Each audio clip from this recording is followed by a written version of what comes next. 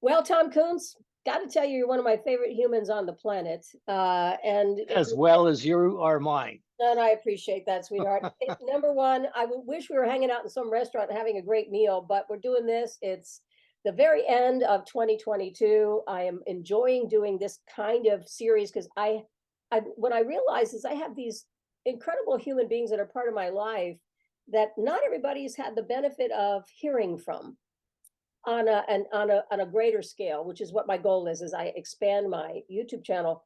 And I want people to know more about you because you're just the unique person, and your history and your experience and your knowledge base are so deep and profound that I think anybody that can hear anything from you, even if we've got 20 minutes to do it, is going to be better for that. So I met you, and I did talk about this a little bit in the intro, but I met you when I moved to California in 1998, and I was needing to land a position, and you introduced me to a partnership in San Diego County. I went to work for them. But at that time, you were the head of the whole wide world of Century 21. So, but I know you didn't start there. So would you share a little bit with our audience your original history in terms of real estate, and how did you end up going from whatever you were doing before into being the president of Century 21 Global? Well, I'll try and condense that into about 2-3 minutes. Good, because otherwise we'd be here until a week from Tuesday. Well, my first introduction to real estate was my dad and I had bought some duplexes and fixing that kind of stuff up. And so then I went from that to a friend of mine was actually selling some what he called a computer system. It was a programmable calculator made by Canon. And he had a couple, 3 real estate programs. And so he was trying to sell it to me. And I asked him if I could have it over the weekend. And then I went to, he had some commercial stuff. So I went to 5 brokers in my hometown of Ogden, Utah. And the next day when he came in, and I said, how many of these you sold? And he says, oh, the last 18 months, I've sold about 2 or 3. I said, hell, I could have sold 5 of them over the weekend. So he and I teamed up. Long and short, we developed 10 commercial, 10 residential accounting and property management system. And we became the #1 dealer in Canon for that product. And that led to an introduction to some people who were doing an MLS system with TRW, and we sold our product to them. But we opened a real estate company in Ogden to test our programs. That was the sole purpose of why we opened a real estate company. Oh, I didn't know that. So yeah, it was, and so anybody that we hired had to use the systems and tell us the good and bad about the whole thing. I do remember when that TRW real estate calculator first came out, and I will admit to you, you can laugh at me if you'd like. Because back in those days, we actually would do a preliminary pre-approval, not pre-qualification, a pre-approval. But of course, I never used that calculator. I had a little calculator that all the buttons were little mini jewels, because that's this thing was gigantic. But anyway, from that, when they shut that project down at TRW, I ended up at Century 21. I came in as a manager over what they called automation, working for another gentleman, Paul Veltis. And then when Paul left, they promoted me up, and at the end of the day, I ended up basically working in every job within the Century 21 franchise system except legal and finance. Wow. And then ended up meeting Rick Jorgensen, who was a broker, or was actually just had an agent's license. He had been in the mortgage business. I ran into him in one of the industry meetings. He says, hey, show me an office to go to. So we had a smaller office in San Diego. So I pointed him in that direction. 6 months later, he called and said, hey, look, I'm number 1 in the company. I said, hey, congratulations. 3 months after that, he called me and said, hey, I just bought the company. I got a 10-year agreement. I want to grow it as big as I can, make as much money, and then I'm getting out. Little did I know it was taking him 12 years, and I was going to buy into the company. So what time frame was it? What years were we talking about? Going back to even when you opened your first real estate company, what year was that? Oh God, that's back in the 70s. Yeah. Right. And that was in the 70s. And now you fast forward to the Century 21 Award in San Diego. And that was, well, I'd worked with the company. I helped him grow that brand from zero, that one office, to 9 or 10. And then when I took over, that was where we were at. And I had 4 other partners. And we grew it to the #1 company in the world for them. Just to give you an idea, we had about 700 agents, 6,000 sides of business, 2.2 billion, 62 million in commissions. Wow, wow. And so it was a nice size company. And then Tell me again I what years those were? that was early 2000s. Right. And then I was talking to the HR department at corporate Century 21 when I was had the brokerage, and the president of Century had just left, and he and I had kind of had, I'd worked for him before when I worked for Century. And the lady, when we got through, she says, "Hey, did you hear that he had left?" And I said, "Yeah." And she goes, "What do you think?" I said, "Hell, I could do his job and mine." And we kind of laughed and we hung up. And about an hour later, I got a call from Alex Brillo.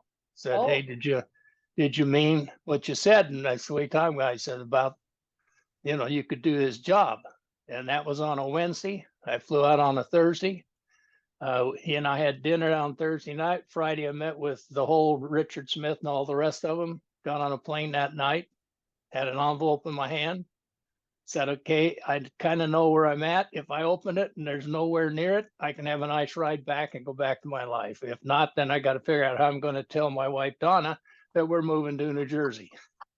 and what So year was that? And that was 2004, I think it was. And we communicated on Saturday and Sunday, closed the deal on Sunday.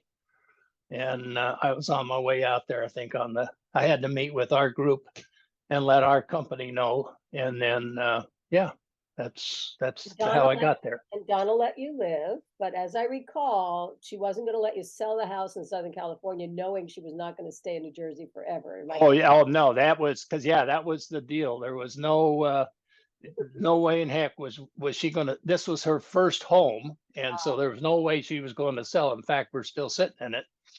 And but I'll tell you an interesting thing I did do. I actually had 6 or 7 real estate agents from different companies in Orange County come in and talk to me about how to list it, because I wanted to see what their pitch was.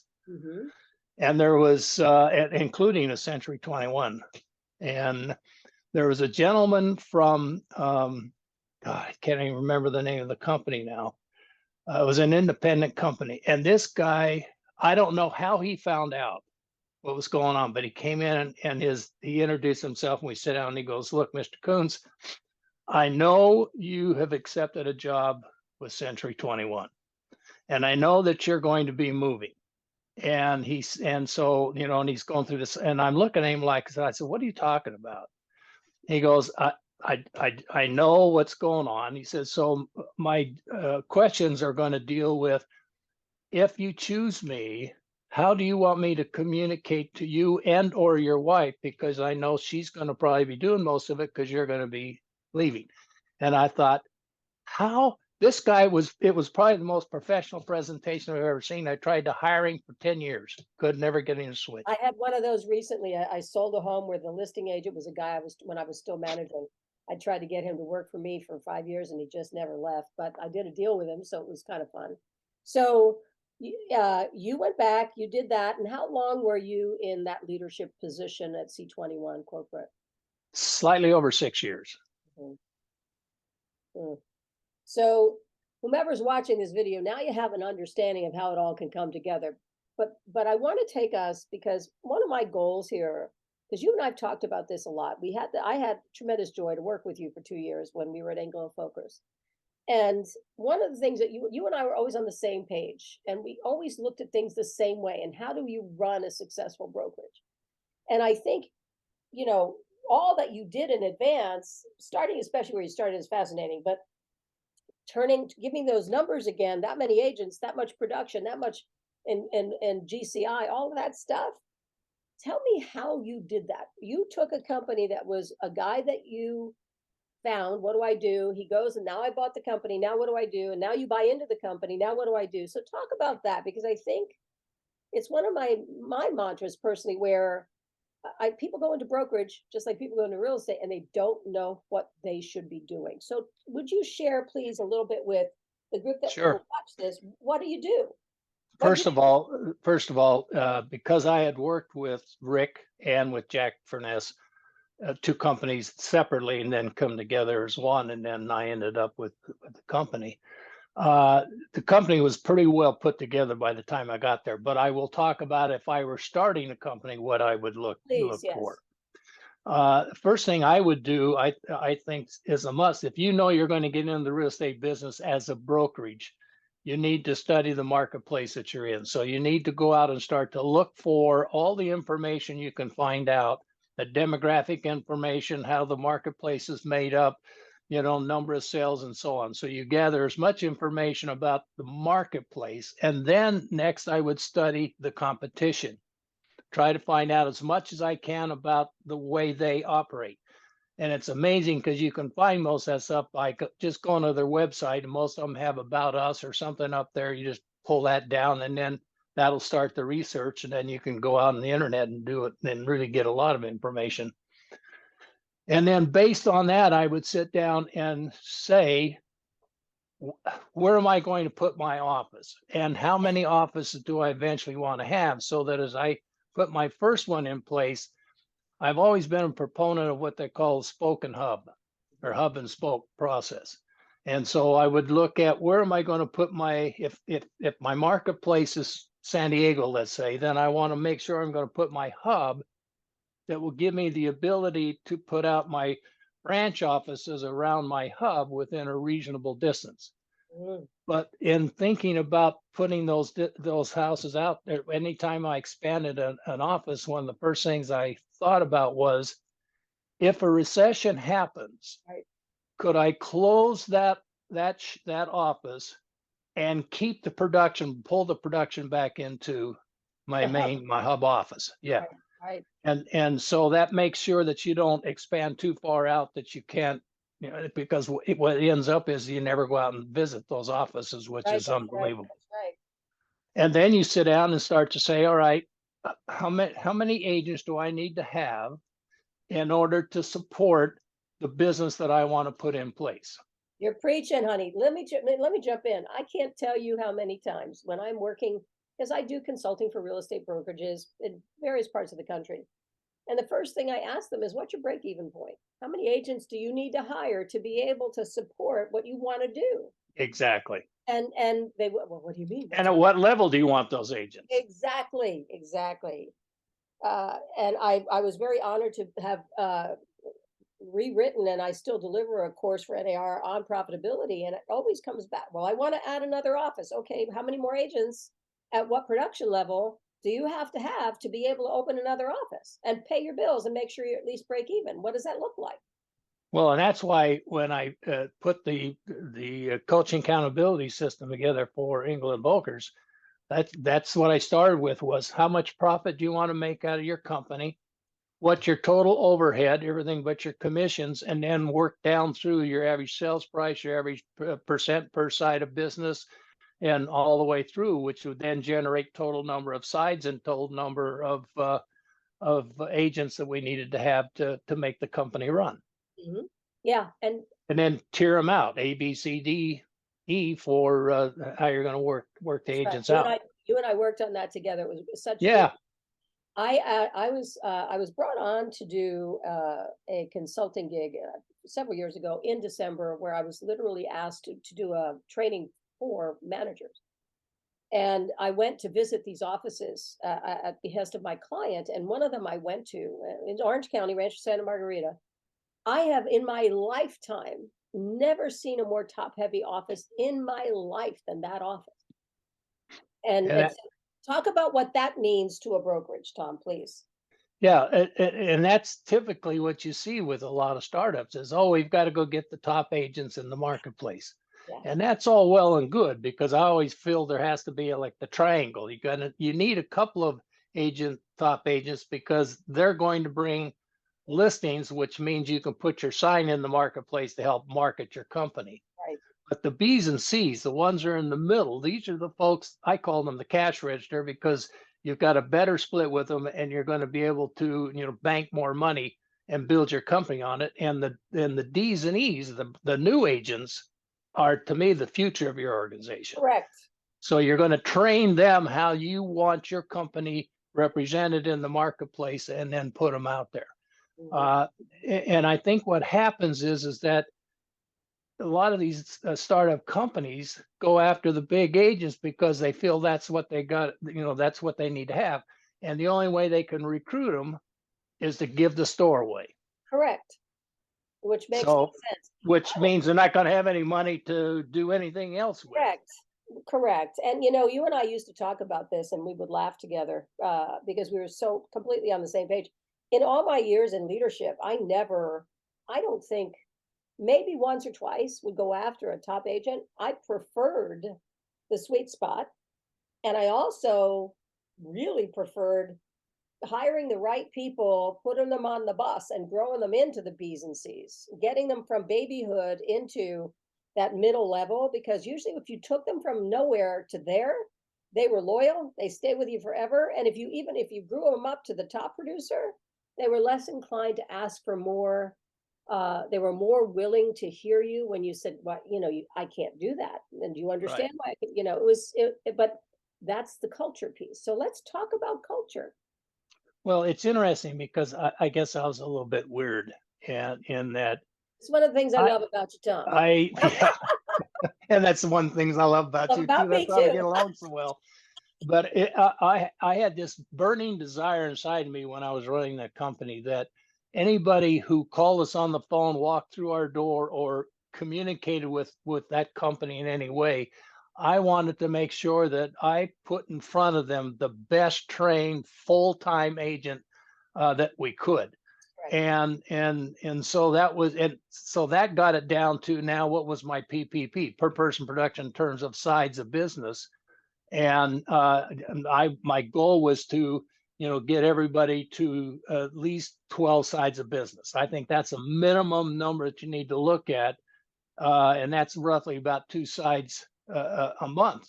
And to me, at 12 you can be a full-time agent, but you're not really. If you can do 12, you can do 24, and if you can do 24, you can do 48. It keeps building up. But I've always, and one of the reasons why I came to Engel and Voelkers, because I was retired at the time, was I had this burning desire. I never understood a non-producing agent. I just never understood. More importantly, I never understood how the National Association of Realtors can classify a producing agent as an agent that does one deal. You starve to death. Okay.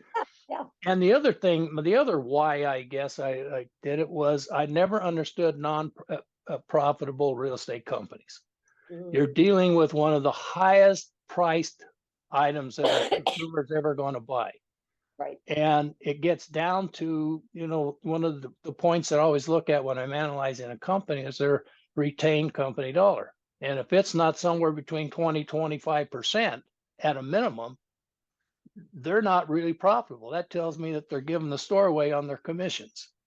And for God's sakes, don't ever develop your commission structures to match your competitors. Right. You build your commission structures to match the company you want to build. Correct. Oh yeah.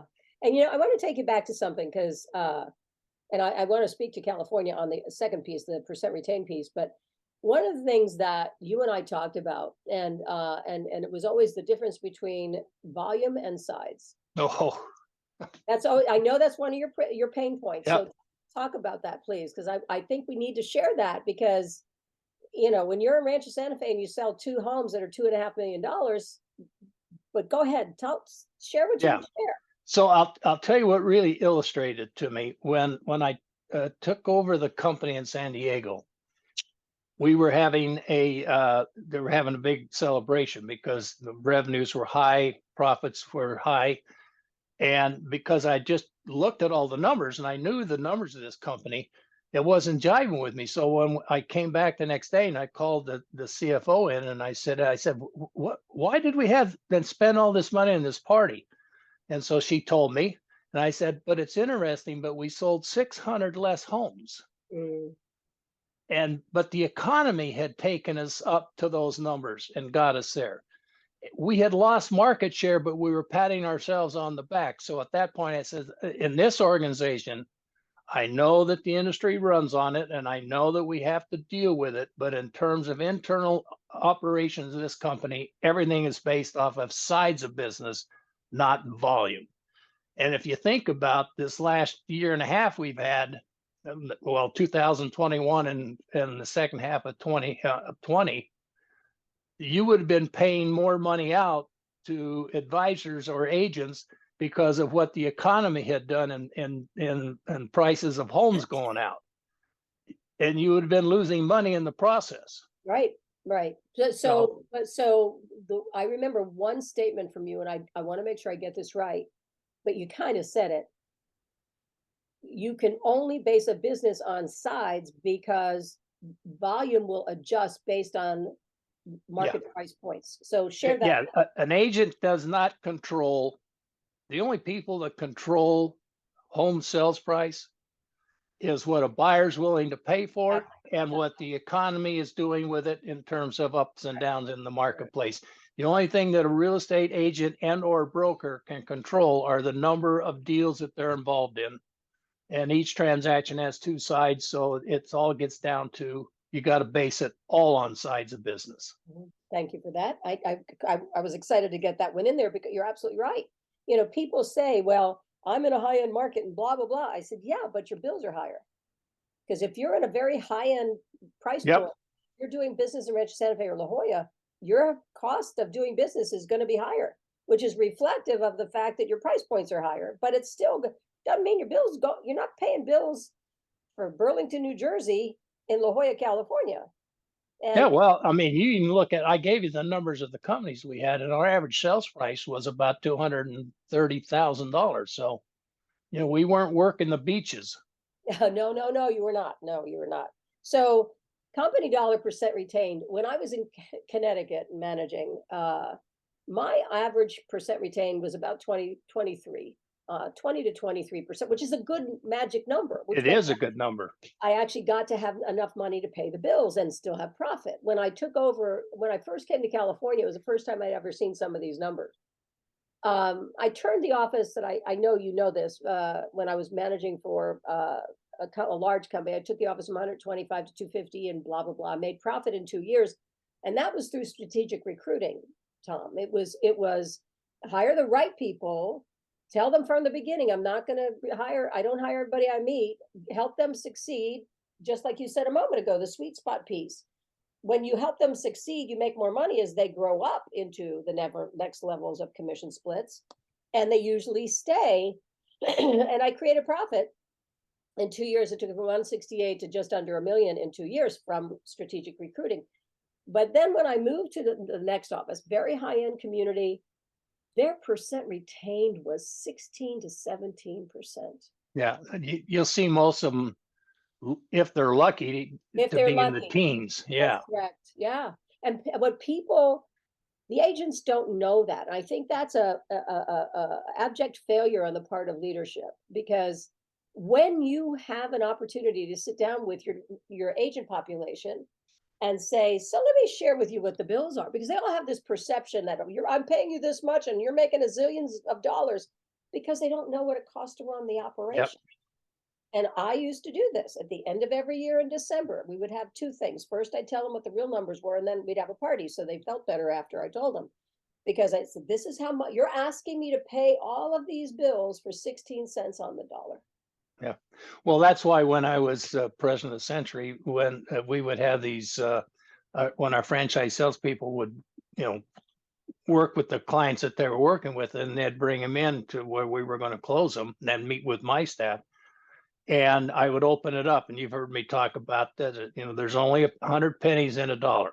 That's correct. And I literally would lay 100 pennies on That's the right. table, and I would take 8 of them and slide them off to the side and say, you're going to pay me 8 cents out of every dollar, and you're going to talk to my staff, and they're going to tell you what you're getting for those 8 pennies. And I expect you to take their legs out from underneath them, because you're going to answer 2 questions in the marketplace. If I don't do this, what's it going to cost me to get those tools and systems that you provide? And what's my competitor going to do if I don't have them and they do? But Right. the other thing, then I'd take the 92 cents and slide it aside and said, that's how you're going to run your business. So you have to decide how you're going to split that up with the people that you're going to hire and still pay your bills and still have something set off to the side for your profit. Yeah. And within that, Tom, one of the things when I was doing the rewrite of the profitability course for the Real Estate Business Institute, people have this belief that, traditional brokerage is gone. It is not. But, the same math applies if you're a per transaction or rent a desk or any of that stuff. It's the same mathematics. Yep. And you unpack that math the same way. How many agents do you need to have at what amount per month to pay your bills and have profit? Doesn't matter. And I try to tell all of our folks too, and even when I had the company, our managers, it's never about the gross to an agent. Right. It's the net. Because if you can show your unique value propositions and what it would cost them to duplicate what you're giving them as part of the commission dollars coming in, they don't focus on the top line. They focus on what they're going to take home overall. Because if I get 100% or even 90% of the commission, I got to pay for some things. That's right. But if I'm at 80 or 75, somewhere in that range, then, hopefully the company I'm working for is paying and developing the right tools and systems that will help me get more business at that level.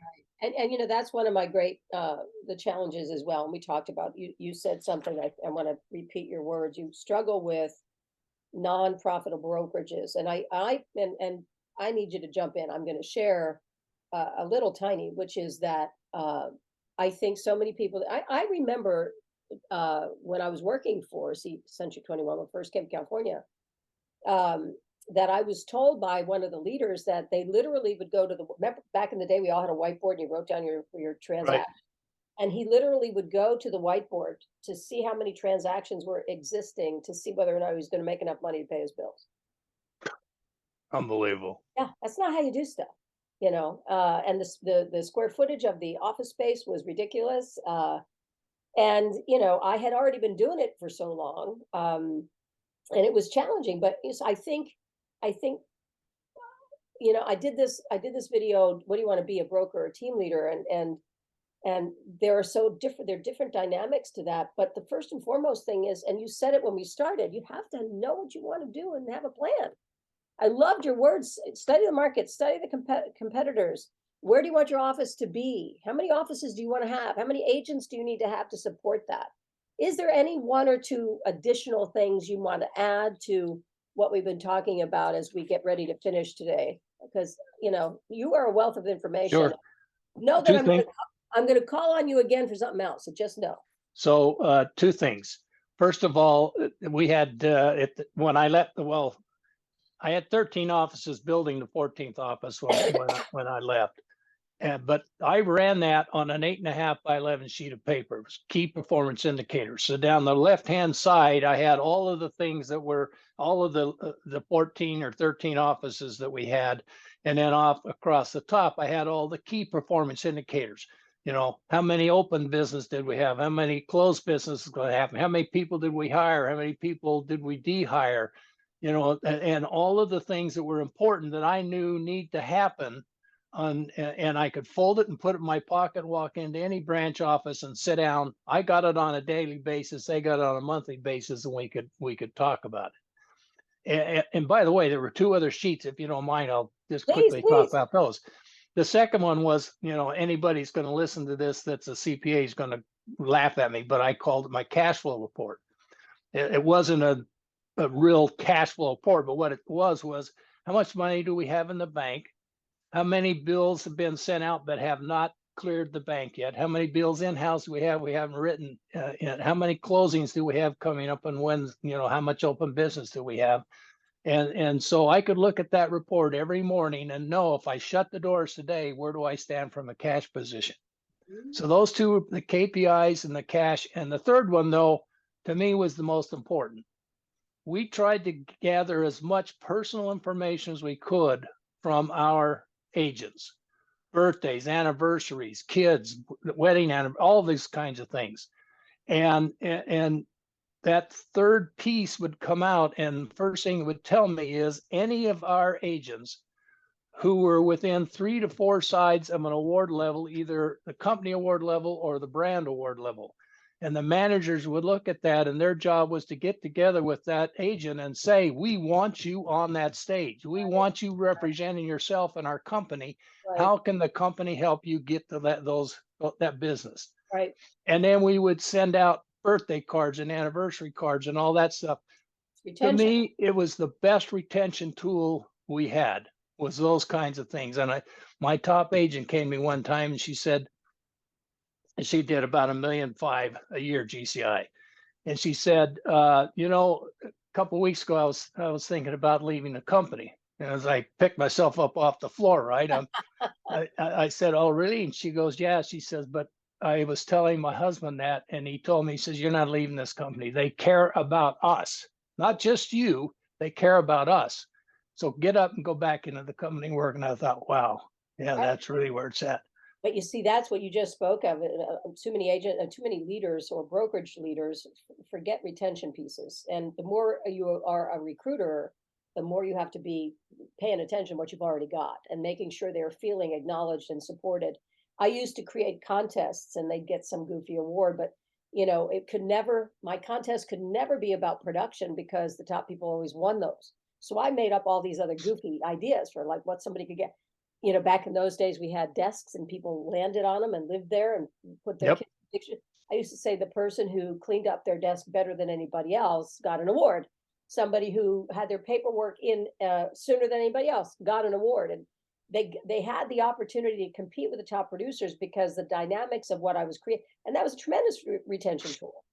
I used to do events all the time in Connecticut. Because I had a huge backyard, I would have everybody in my home in the summer and everybody to my home in the holiday time for parties and those types of things. And then what ends up happening, Tom, and I know you know this, when you are doing that kind of thing, they become your best recruiters because they're going to tell everybody else. Absolutely.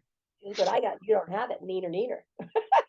You need to come Absolutely. Yeah. It was, yeah. This business is one of the greatest businesses in the world. I think you can be involved in and get involved in. It offers the opportunity for any individual who really wants to work and loves to talk to people to earn as much money as they possibly can. I mean, it's just a matter of making it happen, but you've got to have a plan. I always looked at it from the standpoint of where am I today? So I've got to know, if I'm in the business, what did I do last year so that I can maybe correct it and do more. Where do I want to go? How am I going to get there? And who's going to hold me accountable to get there? And the accountability piece is the strongest piece, I think, in making people it doesn't matter if you're running a brokerage or if you're running your own business as an agent. Totally so. Well, my friend, as always, the wise man that I know so well, that I respect so tremendously, this is going to be profoundly valuable. And I've got to come up with more reasons to do more video with you because I just think you have so much to share. And I've loved, number one, I adore you, but just loved getting to hear from you because my focus with some of the videos I'm doing are just fact-based and you got to know this stuff. But I really want to, because it's been my career just like it's been your career. I really want to be able to help the individual agent succeed and help the individual broker who goes into business running a brokerage succeed with the tools that you and I have used for decades. So I can't tell you how much I am grateful to you. We are here at the end of 2022. I wish you nothing but the most amazing 2023. And I hope to see you again very soon, my friend. Well, thank you, Jenny. It's always a pleasure to get together with you because I think we feed off of each other. And that's why it's really great. Well, Happy New Year to you and look forward to our next meeting. All right, my friend. Thank you so much, Tom. I You appreciate betcha. it. Bye, honey. Bye. Well, I hope that was helpful. If you recall, one of the videos I did, if you haven't gone to my YouTube channel, please do that. No, by the way, make sure you subscribe to whatever I'm doing because it will help you. I'm trying to touch on multiple types of content. But in this case, it's about being a broker. And one of the first things I did when one of the first videos I did that I launched was a video about which way do I want to go? Do I want to be a broker, start my own company, or do I want to be a team leader and work under another brokerage? And so that content is in a different video. Most importantly here, the goal for this video is to have two people who've done it longer than I talk with you about what has to happen for you to be successful. What do you need to do? How do you need to look at every component piece of your company, from profitability to recruiting? And that's hugely important because I often find just you can have broker's license still doesn't mean you know what you're doing. You can start a brokerage and it doesn't necessarily mean you know how to do that. And so my goal is to help you figure that out. And I think there's nobody better than listening to somebody like Tom Kunz in terms of figuring that out. So I will see you next time. Please remember to subscribe. There will be more coming, and I'll see you again very soon.